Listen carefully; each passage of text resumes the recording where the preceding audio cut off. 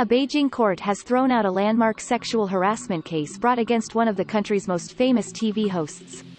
It ruled that there was insufficient evidence to support the case against Zhu Jun. The plaintiff had accused Mr. Zhu of forcibly groping and kissing her while she was his intern in 2014.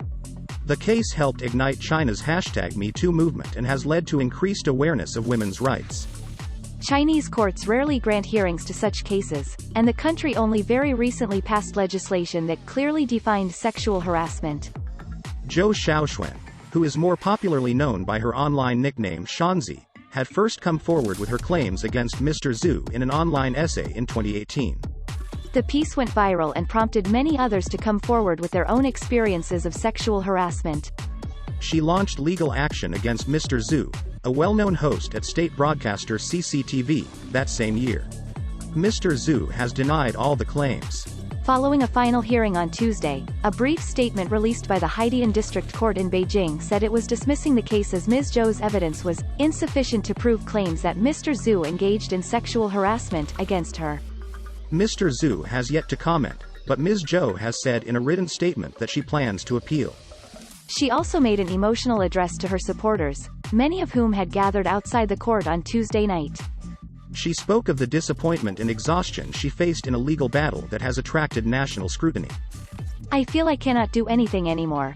These last 3 years of my life have been so tough. I can't do another 3 years," she said tearfully in a video clip filmed and posted online.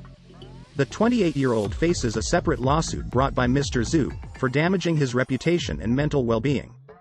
Chinese law expert Darius Longarino told the BBC that the outcome was an example of how sexual harassment or assault survivors in China face a steep, almost insurmountable, uphill climb in court, especially if they lack hard evidence such as video recordings of the incident, as was the case with Ms. Zhou.